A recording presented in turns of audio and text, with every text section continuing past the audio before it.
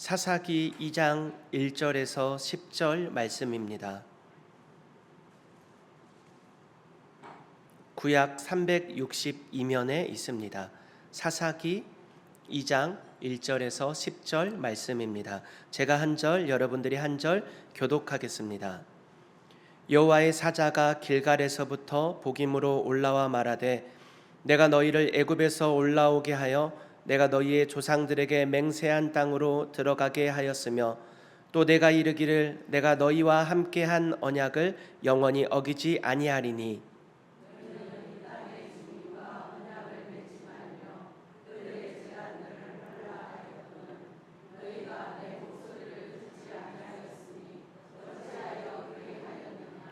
그러므로 내가 또 말하기를 내가 그들을 너희 앞에서 쫓아내지 아니하리니 그들이 너희 옆구리에 가시가 될 것이며 그들의 신들이 너희에게 올무가 되리라 하였노라.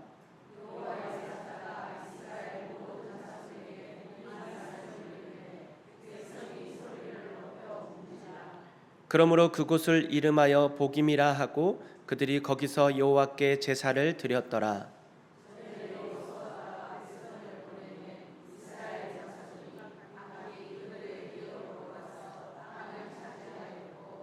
백성이 여호수아가 사는 날 동안과 여호수아 뒤에 생존한 장로들 곧 여호와께서 이스라엘을 위하여 행하신 모든 큰 일을 본 자들이 사는 날 동안에 여호와를 섬겼더라.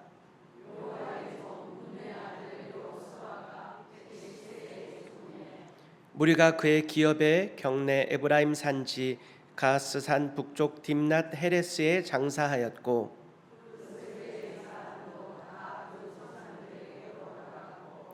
그 후에 일어난 다른 세대는 여호와를 알지 못하며 여호와께서 이스라엘을 위하여 행하신 일도 알지 못하였더라.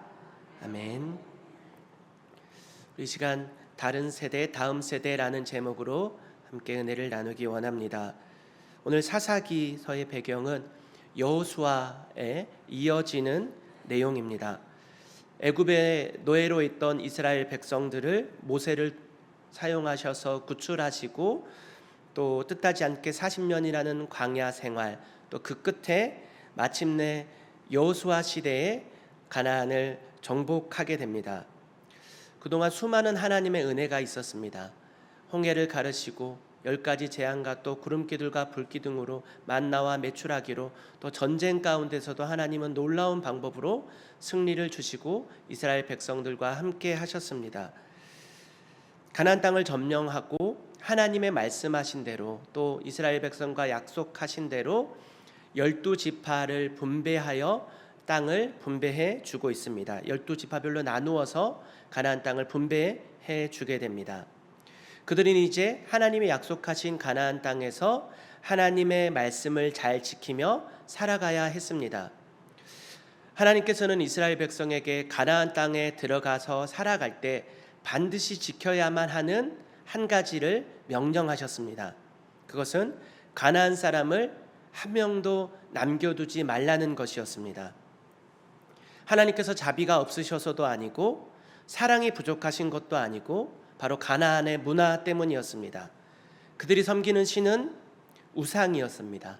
바알과 아세다롯, 아세라, 이 세상이 주는 풍요와 또 쾌락과 음란과 그러한 것들을 남겨두게 된다면, 지금 몰아내지 않는다면 당장에는 좋아 보일지 모르지만 결국에는 눈에 가시가 될 것이다. 옆구리를 찌르듯 할 것이다. 사랑하는 이스라엘 백성들을 향해서 하나님께서 당부의 말씀을 하시는 것입니다. 그렇기 때문에 결코 가나안 땅에 들어가서 그들을 남겨두지 말라라는 것이었습니다. 그렇게 이제 사사기 말씀이 시작되는데 1장의 서두를 보게 되면 하나님과의 그 명령을 잘 지키는 것 같습니다. 그러나 얼마 가지 못해서 이와 같은 일이 발생합니다. 제가 봉독해 드립니다. 사사기 1장 27절입니다. 므낫세가 벳스안과 그에 딸린 마을들의 주민과 다하낙과 그에 딸린 마을들의 주민과 돌과 그에 딸린 마을들의 주민과 아블라함과 그에 딸린 마을들의 주민과 무깃도와 그에 딸린 마을들의 주민들을 쫓아내지 못하매 가나안 족속이 결심하고 그 땅에 거주하였더니.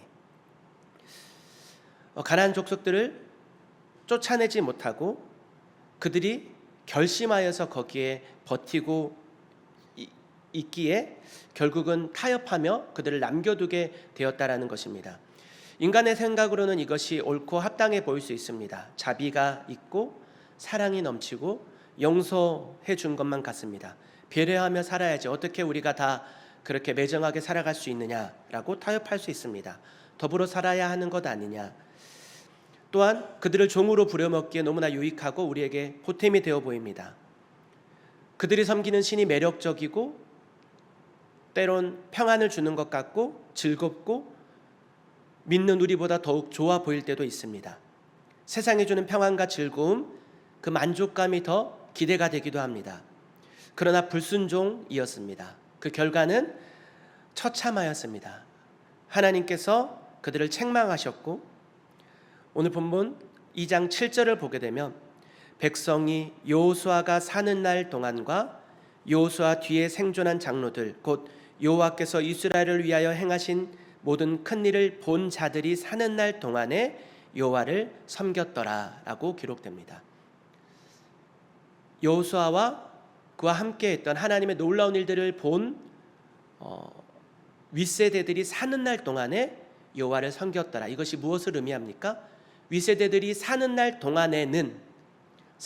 동안에만 여호와를 섬겼더라라는 것입니다. 그리고 2장 10절입니다. 그 세대의 사람도 다 그 조상들에게로 돌아갔고 그 후에 일어난 다른 세대는 여호와를 알지 못하며 여호와께서 이스라엘을 위하여 행하신 일도 알지 못하였더라.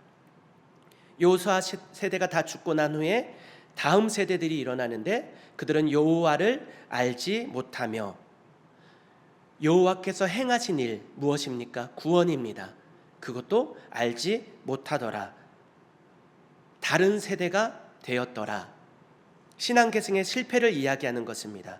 여호수아의 죽음 후의 방황, 부모 세대의 죽음 후의 방황, 다른 세대, 다음 세대, 한 글자 차이지만 정반대되는 의미를 가지고 있습니다. 다음 세대는 이어짐을 의미하고 다른 세대는 단절됨을 의미하는 것입니다. 다른이 아니라 다음이 되었어야 했는데 사사시대 이스라엘 백성들은 신앙의 계승을 실패하게 되고 맙니다. 여호와를 알지 못하더라. 이러한 결과들이 사사기서 전부에 여지없이 보여지게 됩니다. 11절부터 13절입니다. 이스라엘 자손이 여호와의 목전에 악을 행하여 바알들을 섬기며 애굽 땅에서 그들을 인도하여 내신 그들의 조상들의 하나님 여호와를 버리고 다른 신들 곧 그들의 주위에 있는 백성의 신들을 따라 그들에게 절하여 여호와를 진노하시게 하였으되 곧 그들이 여호와를 버리고 바알과 아스다롯을 섬겼으므로. 사랑하는 우리 다음 세대가 다른 세대로 자라가지 않기를 간절히 소원합니다. 여호수아가 사는 날 동안만, 우리 부모님의 세대들이 사는 날 동안만 교회에 나오는 것이 아니라 다음 세대 한 명 한 명 스스로가 예수님을 인격적으로 만나고 붙잡고 의지함으로 분명한 믿음을 가지고 다음 세대로 세워지기를 간절히 소망합니다. 그러기 위해서 오늘 말씀을 통해서 우리가 점검해 보아야 할 것들을 함께 찾아보기 원합니다. 우리 안에 여전히 남아있는 가나안의 잔재들이 있습니까? 바알과 같은 우상이 있습니까? 하나님보다 우선되어 있는 것들이 있습니까? 세상과 똑같은 가치관으로 다음 세대를 우리가 교육하고 있지는 않습니까? 돈과 명예와 평안만을 물려주는 우리의 믿음 없음은 없는지 오늘 말씀을 통해서 돌아보았으면 좋겠습니다. 아직 몰아내지 못한 하나님보다 우선되어 있는 우리의 마음들이 있다면 우리는 되돌아보아야 합니다. 우리는 세상 무엇보다 소중한 것, 무엇보다 바꿀 수 없는 것, 믿음의 유산, 하나님을 아는 것, 예수님을 아는 그 믿음을 우리 다음 세대에게 물려주어야 할 줄로 믿습니다. 혹시 우리 자녀들이 우리가 하나님 목전에서 악을 행하고 하나님을 버리고 세상을 향해 더욱 달려가고 있지는 않은지, 자녀들에게 진정 무엇을 우리가 가르치고 있는지 점검해 보았으면 좋겠습니다. 잠언서 22장 6절입니다. 마땅히 행할 길을 아이에게 가르치라. 그리하면 늙어도 그것을 떠나지 아니하리라. 아멘. 하나님께서는 거룩하신 분이십니다. 이스라엘은 거룩한 백성입니다. 하나님께서는 거룩하시기에 죄악과 타협하실 수 없으십니다. 그런데 이스라엘 백성들이 하나님이 아닌 우상들을 섬깁니다. 악을 행합니다. 거룩하신 하나님께서는 그들과 비교할 수 없으며 섞이실 수가 없으신 분이십니다. 하나님의 손이 더러운 그들에게서 이스라엘 백성에게서 떠나갔고 그 결과는 처참했습니다. 14절 15절입니다. 여호와께서 이스라엘에게 진노하사 노략하는 자의 손에 넘겨주사 그들이 노략을 당하게 하시며 또 주위에 있는 모든 대적의 손에 팔아 넘기심에 그들이 다시는 대적을 당하지 못하였으며 그들이 어디로 가든지 여호와의 손이 그들에게 재앙을 내리시니 곧 여호와께서 말씀하신 것과 같고 여호와께서 그들에게 맹세하신 것과 같아서 그들의 괴로움이 심하였더라. 그동안 모든 씨름과 모든 싸움은 하나님께서 함께 하심에 승리를 하였던 이스라엘 백성이었습니다. 그런데 오늘 반대로 하나님의 손이 떠나시니 그 쉬워 보였던 상대들 앞에서도 처참히 무너지고 있는 이스라엘입니다. 그들이 어디로 가든지 여호와의 손이 함께하는 것이 아니라 그들의 여호와의 손이 그들에게 재앙을 내려다라. 하나님께서 재앙을 내렸다기보다 하나님의 손이 떠나니 대적들의 손에 쉽게 놀아나게 되는 것입니다. 노력하는 자의 손에 넘겨주사 14절입니다. 노력하는 자 어떻게 설명할 수 있습니까? 오늘날 우리가 해석하면 혈과 육의 싸움이 아니라 어둠의 세상의 주관자들의 손에 쉽게 놀아나게 되더라는 것입니다. 우리가 죄악 가운데 거할 때 그렇게 되더라는 것입니다. 이스라엘 백성은 괴롭고 힘들어서 그제서야 회개하고 하나님을 찾게 됩니다. 하나님께서 다시는 돌아보지 않으실 법한데 이스라엘 백성들이 회개하면 또다시 그들을 도와 구해 주십니다. 그들을 구해 주시는 도구가 바로 사사들이었습니다. 그래서 사사 시대에는 계속해서 사사가 등장하며 이스라엘 백성들을 구해주고 있습니다. 그런데 사사도 한계가 있습니다. 여호수아도 한계가 있습니다. 사사들이 사는 날 동안에 그들이 여호와를 섬겼다가 사사가 죽고 나니까 또다시 돌아가서 우상으로 돌아가는 모습들을 보게 됩니다. 사사기 2장 19절입니다. 그 사사가 죽은 후에는 그들이 돌이켜 그들의 조상들보다 더욱 타락하여 다른 신들을 따라 섬기며 그들에게 절하고 그들의 행위와 패역한 길을 그치지 아니하였으므로. 이게 사사기 전반에 걸쳐져 반복되는 패턴입니다. 사사기서에는 12명의 사사가 나옵니다. 이것을 의미하는 것은 12번이나 그들이 다시 바알로, 다시 아세다롯으로, 다시 우상으로 돌이켰다는 것입니다. 하나님께서 구해주셨는데, 하나님께서 그들을 건져주셨는데 그들은 또다시 조금 평안이 찾아오면 세상을 바라보았다는 것입니다. 힘겨움 가운데 회개하면 하나님께서는 포기하실 법한데 12번이나 그들을 또다시 구해줄 사사들을 세워 보내셨다라는 것입니다. 몇몇의 사사들을 간략하게 함께 살펴보겠습니다. 첫 번째 사사는 온니엘이었습니다.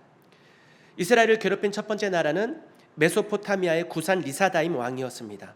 이스라엘을 8년 동안 노예로 부렸다고 기록합니다. 하나님께 부르짖을 때 온니엘 사사를 세우셨고, 온니엘은 갈렙의 조카였는데 용맹스럽게도 자원하여서 이스라엘을 구해내는데 3장 10절을 보면 이렇게 기록합니다. 여호와의 영이 그에게 임하셨으므로 그가 이스라엘의 사사가 되어 나가서 싸울 때 여호와께서 메소포타미아 왕 구산 리사다임을 그의 손에 넘겨주심에 온니엘의 손이 구산 리사다임을 이기니라. 여호와의 손이 떠났을 때 힘이 없었던 그들인데 하나님의 영이, 하나님의 손이 온니엘과 함께하니 하나님이 세우신 사사를 통해서 그들을 구해내신 것입니다. 그리고 온니엘이 죽기까지 40년 동안 평안을 누립니다. 그러나 온니엘 사사가 죽자마자 또다시 우상을 섬기는 이스라엘의 모습입니다. 그러자 두 번째 사사인 에웃을 세우게 됩니다. 그동안에 또 심판과 회개의 과정이 있었습니다. 에웃은 3장 13절을 보게 되면 에글론, 암몬과 아말렉 자손들을 모아가지고 와서 이스라엘을 쳐서 종려나무 성읍을 점령했다. 에글론의 암몬이 이스라엘을 점령했는데 종려나무 성읍은 그 옛날 여리고성을 의미합니다. 여리고성을 어떻게 이스라엘 백성들이 점령하였습니까? 하나님의 놀라운 방법대로 하나님과 동행하면서 점령한 그 땅을 죄악 가운데 허무하게 내어주게 되는 것입니다. 그런데 두 번째 사사인 에훗을 통하여서 18년 동안 모압의 압제 아래 있던 이스라엘을 구해내시고 다시 80년 동안 평안을 주십니다. 끝이 아니라 12번의 사사가 세워지는 동안 이 역사가 계속해서 반복되게 됩니다. 이 중에는 우리가 잘 아는 사사들도 있습니다. 기드온과 또 드보라와 삼손 등 우리가 잘 아는 사사들도 이 역사 가운데 하나님이 세우신 한 사람에 불과했습니다. 그러나 한계가 있었다는 것입니다. 사사가 살아있는 동안은 여호와를 섬겼으나 사사가 죽고 나니까 또다시 죄악 가운데로 또다시 우상에게로 돌아갔다는 것입니다. 사사라는 단어의 의미는 재판관, 구원자라는 의미를 가지고 있다고 합니다. 그러나 그 사사들도 완전한 재판관, 완전한 구원자가 될 수 없었습니다. 그렇게 사사시대는 마지막 장 마지막 절 이렇게 맺고 있습니다. 사사기서 21장 25절입니다. 그때 이스라엘에 왕이 없으므로 사람이 각기 자기의 소견에 옳은 대로 행하였더라. 이 문장은 사사기 전체의 주제가 되기도 합니다.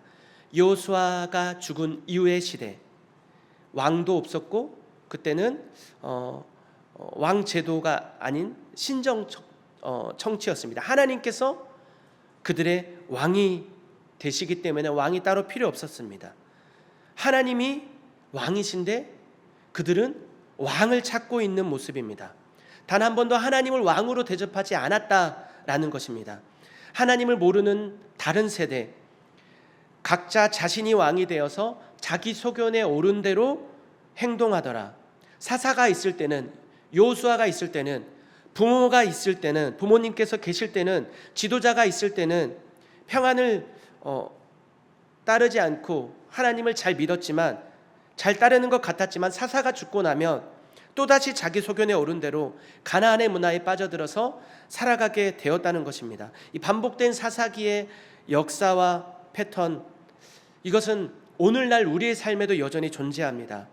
볼테르라는 철학자는 역사가 반복되는 것이 아니라 사람이 반복되는 것이다 라고 이야기합니다. 결국 사람이 반복하기에 역사가 반복되는 것입니다. 같은 의미에서 오늘날 우리 사회가 복잡하고 극변하는 것 같지만 결국 사사기 내용의 반복인 것 같습니다. 다음 세대가 성장하기 힘들다고 하는 이 시대입니다. 전도가 어렵다고 하는 이 시대입니다. 먼저는 가나안의 문화가 너무나 깊이 자리 잡고 있기 때문입니다. 그 문화에 우리 세대조차도 넘어지기 십상이고, 그렇기 때문에 다음 세대들이 마땅히 행할 바를 가르치는 것 또한 참 어렵습니다. 사사와 같이 믿음 좋고 또 능력 있는 부모님이나 또 교회나 지도자를 만나게 되면 그나마 다음 세대가 유지되고 변화가 있어 보입니다. 교회 가야지, 예배 드려야지, 말씀 묵상해야지, 기도해야지, 우리는 그렇게 자녀들을 훈계하고 가르치기도 합니다.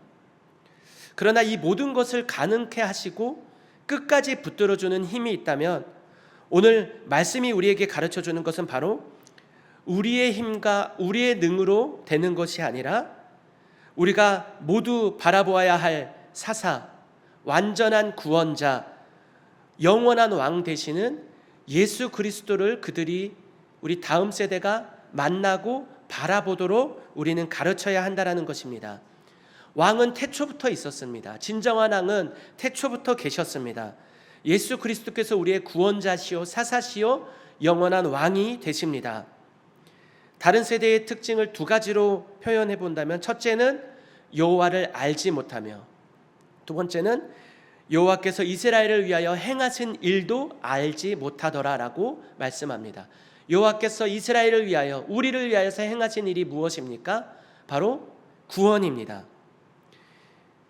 우리의 구원은 오직 예수 그리스도께 있는 줄로 믿습니다. 우리 자녀들에게 우리가 가르칠 것은 다른 무엇이 아니라 우리의 소망이시요 우리의 구원이시요 우리의 영원한 왕 되시는 예수 그리스도를 소개해야 할 줄로 믿습니다. 예수님이 우리를 통치하십니다.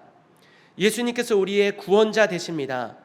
예수님께서 열방의 소망이 됐습니다.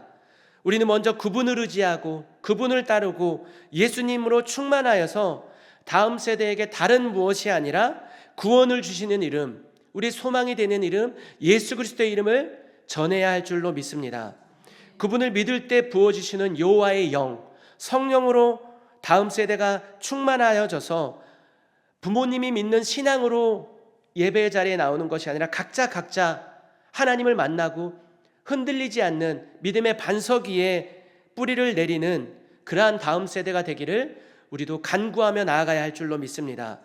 우리 다음 세대가 다른 세대가 되지 않도록 함께 기도하며 가나안의 문화를 버리고 가나안의 가치관을 내려놓고 하나님 나라의 가치관을 가르치고 여호와를 경외하며 우리가 만났던 예수 그리스도를 다음 세대에게 분명하게 물려줄 수 있는 저와 여러분들이 되시기를 축복드립니다.